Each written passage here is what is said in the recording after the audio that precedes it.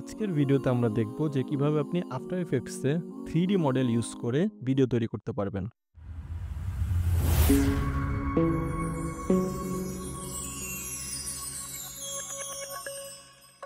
তো এজন্য আপনার আফটার ইফেক্টসের লেটেস্ট ভার্সন অর্থাৎ 2025 সালের ভার্সনটা লাগবে। আগের ভার্সনগুলোতে আপনি 3D মডেল ইম্পোর্ট করতে পারবেন না। প্রথমে আমরা 3D মডেল ডাউনলোড করব। এজন্য আমরা ব্রাউজারে যাব এবং ফ্রি 3D মডেলস সার্চ করব। এরপরে আমি স্কেচফ্যাব এই দ্বিতীয় ওয়েবসাইটে যাব। এখানে আমি একটা 3D মডেল সার্চ করব। এখানে আমি ক্লক সার্চ করব। তো এখানে আমি অনেকগুলো ছবি পাবো। তো এখানে আমি ডাউনলোডেবল ক্লিক করব। এরপরে আপনি যেখানে এই হলুদ কালারের আইকনগুলো দেখতে পারবেন, এগুলো পেইড, এগুলো আপনি ডাউনলোড করতে পারবেন না। এছাড়া যেগুলো আছে এগুলো ফ্রি, এগুলো আপনি ডাউনলোড করতে পারবেন। তো আমি এই ঘড়িটা সিলেক্ট করব। তো ডাউনলোড করার আগে আপনি এখানে একটা অ্যাকাউন্ট করে নেবেন। এরপরে ডাউনলোড 3 মডেল এই লেখাতে ক্লিক করবেন। এরপরে আপনি 3D অনেকগুলো ফাইল অপশন দেখতে পারবেন। তো এইখানে আপনি জিএলবি ফাইল অথবা জিএলটি ফাইল এই ফরম্যাটের যে কোনো একটা সিলেক্ট করবেন। অন্য ফরম্যাট আফটার ইফেক্টসে সাপোর্ট করবে না। তো এখানে আমি ফাইলটা ডাউনলোড করে নেব। ফাইলটা ডাউনলোড করা হয়ে গেলে আমরা চলে যাব আফটার ইফেক্টসের মধ্যে। তো এখানে আমি একটা নতুন প্রজেক্ট তৈরি করব। এরপর আমি নিউ কম্পোজিশন সিলেক্ট করব। তো এখানে আমি পোর্ট্রেট ভিডিও সিলেক্ট করব এবং ভিডিওর ডিউরেশন 10 সেকেন্ড রাখবো। এরপরে ওকেতে ক্লিক করব।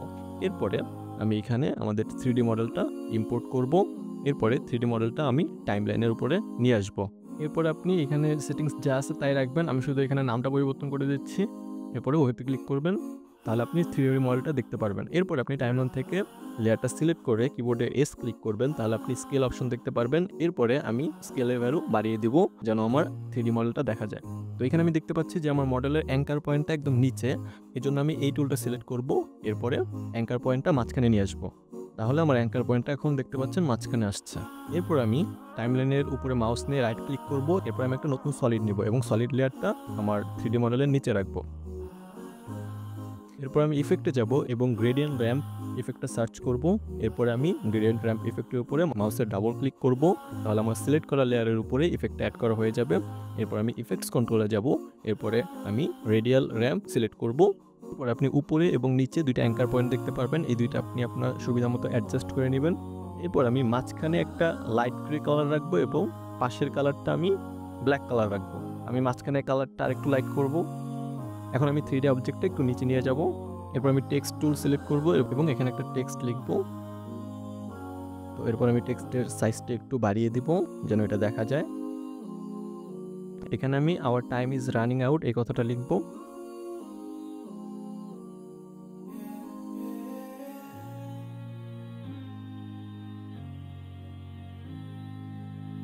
এরপরে আমি আমার টেক্সটের কালারটা চেঞ্জ করে দিব। এরপর আমি আবার ইফেক্টে যাব এবং সিসি লাইট সুইপ এই ইফেক্টটা সার্চ করব। এরপর আমি এই ইফেক্টের উপর ডাবল ক্লিক করব, তাহলে সিলেক্ট করা লেয়ারে এটা অ্যাড হয়ে যাবে। এরপরে আমি অ্যাঙ্কার পয়েন্টটা চেঞ্জ করে মাঝখানে নিয়ে আসবো। এরপর আমি এই ইফেক্টটা কপি করব এবং আমি সেম টাইম লেখার উপর গিয়ে এটা পেস্ট করব। এরপর এটা অ্যাঙ্কার পয়েন্ট আমি চেঞ্জ করে দিব, তাহলে এটা দেখতে আর একটু প্রফেশনাল লাগবে। এখন আমি আমার টেক্সটগুলো এবং আমার 3D অবজেক্টটা অ্যানিমেট করব। তো প্রথমে 3D অবজেক্টটা সিলেক্ট করব। এরপরে আমি কিবোর্ডে পি ক্লিক করব, তাহলে আপনি পজিশনের ভ্যালুগুলো দেখতে পারবেন। এখন আমি পজিশনের পাশে যে স্টপওয়াচের আইকন লেখা এটাতে ক্লিক করব, তাহলে আপনি টাইমলাইনের উপরে একটা কি ফ্রেম দেখতে পারবেন। তো এখন আমি 1 সেকেন্ড সামনে চলে যাব এবং আমার এটার পজিশন চেঞ্জ করব। এখন আমি আমার ক্লকটা একদম উপরে নিয়ে যাব, দেখি এটা কেমন দেখায়। তো এটা দেখতে এরকম লাগবে। তো এইখানে আমি চাইলে এটা রোটেশনও চেঞ্জ করতে পারি। আপনি মডেলটার উপরে কিছু লাল, নীল এবং সবুজ আইকন দেখতে পারবেন, এগুলো দিয়ে আপনি রোটেশন ভ্যালু চেঞ্জ করতে পারবেন। তো রোটেশনে কি ফ্রেম অ্যাড করার জন্য আমরা ক্লক লেয়ারটা সিলেক্ট করে কিবোর্ডে আর ক্লিক করব, তাহলে আপনি রোটেশনের ভ্যালু দেখতে পারবেন। তো আমি একদম টাইমলাইনের শুরুতে গিয়ে এখানে স্টপওয়াচে ক্লিক করব, তাহলে এখানে একটা কি ফ্রেম অ্যাড হবে। এরপর আমি আবার 1 সেকেন্ড পরে যাব। এরপরে আমি এটা রোটেশন ভ্যালু চেঞ্জ করে দেব, তাহলে আমার শুরুতে এবং 1 সেকেন্ডের পরে দুইটার ভ্যালু দুই রকম। যখন ভিডিওটা 1 সেকেন্ডে যাবে তখন এই প্রথম ভ্যালু থেকে এটা দ্বিতীয় ভ্যালুতে চেঞ্জ হবে এবং একটা অ্যানিমেশন তৈরি হবে। 3D অবজেক্ট ব্যবহার করার সুবিধা এইটাই যে আপনি এটা রোটেশনে কন্ট্রোল পাবেন, যেটা আপনি কোনো ইমেজে পাবেন না। তো এটা আপনার ভিডিও কোয়ালিটি অন্য লেভেলে নিয়ে যাবে। এখন আমি টেক্সটগুলোতে কি ফ্রেম অ্যাড করব। তো আমি প্রথমে আওয়ার লেখাটা সিলেক্ট করব, এরপরে কিবোর্ডে পি ক্লিক করব যেন পজিশন ভ্যালুটা আসে। এরপর আমি স্টপওয়াচে ক্লিক করব। এখন আমি চাই এই কি ফ্রেমটা আমার টেক্সটের ফাইনাল পজিশন হোক, শুরুর পজিশন না।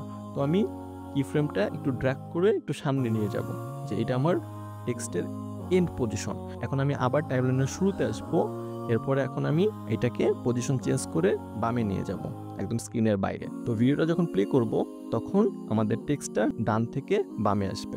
একইভাবে এখন আমি টাইম লেখাটা সিলেক্ট করব, এখানে একটা কি ফ্রেম অ্যাড করব এবং কি ফ্রেমটা সামনে নিয়ে যাব। এরপরে আমি শুরুর পজিশনে আসব এবং এখানে টেক্সটটা বামে নিয়ে যাব, যেন টেক্সটটা বাম থেকে আসে। এরপর আমি একইভাবে লাস্ট টেক্সটটা সিলেক্ট করব, এরপরে পজিশন ভ্যালুটা আনবো, এরপর এখানে একটা কি ফ্রেম অ্যাড করব, কি ফ্রেমটা সামনে নিয়ে যাব, যে এটা আমার লাস্ট পজিশন। এরপর আমি আবার একটু আগে চলে আসবো এবং আমার টেক্সটটা আবার বামে নিয়ে যাব, যেন এই টেক্সটটা বাম থেকে ফাইনাল পজিশনে আসে। এখন যদি আমি ভিডিওটা প্লে করি তাহলে আমাদের ভিডিওটা দেখতে এরকম লাগবে। তো এখানে যদি আপনি চান আপনি আরও ইচ্ছা মতো কি ফ্রেম অ্যাড করতে পারেন। আমি চাই কিছুক্ষণ এই ঘড়িটা এখানে স্টিল থাকুক, কোনো মুভমেন্ট হবে না। তো আমি কিছু ফ্রেম সামনে চলে যাব টাইমলাইনের। এরপরে আপনি যদি লেয়ারটা সিলেক্ট থাকা অবস্থায় কিবোর্ডের ইউ ক্লিক করেন তাহলে পূর্বে এই লেয়ারে যত কি ফ্রেম অ্যাড করা হয়েছে ওটা দেখতে পারবেন। যেমন এখানে দেখুন পজিশন এবং ওরিয়েন্টেশনে কি ফ্রেম অ্যাড করা হয়েছে, দুইটা ভ্যালুই দেখাচ্ছে। এটার একদম বামে আপনি দুইটা আইকন দেখতে পারবেন, এই দুইটা আইকনে যদি আপনি ক্লিক করেন তাহলে আপনার কি ফ্রেম অ্যাড হবে। তো এখানে এই সময়টুকুর মধ্যে দেখুন দুইটা ভ্যালুর মান সেম, তো যেহেতু দুইটা ভ্যালুর মাঝখানের কোনো পরিবর্তন হয়নি তো এই সময়টাতে কোনো মুভমেন্ট হবে না। এরপরে আমি আবার কিছু ফ্রেম সামনে চলে যাব। এখন আমি এটার ভ্যালু চেঞ্জ করে দিব, আমি এটা একদম উপরে নিয়ে যাব, একদম স্ক্রিন থেকে বাইরে। এখন আমি তিনটা টেক্সট লেয়ার সিলেক্ট করব, এরপর আমি কিবোর্ডে টি ক্লিক করব, তাহলে আমি অপাসিটির ভ্যালুগুলো পাবো। এখন আমি স্টপ ওয়াচে ক্লিক করব, তাহলে তিনটা কি ফ্রেম অ্যাড হবে।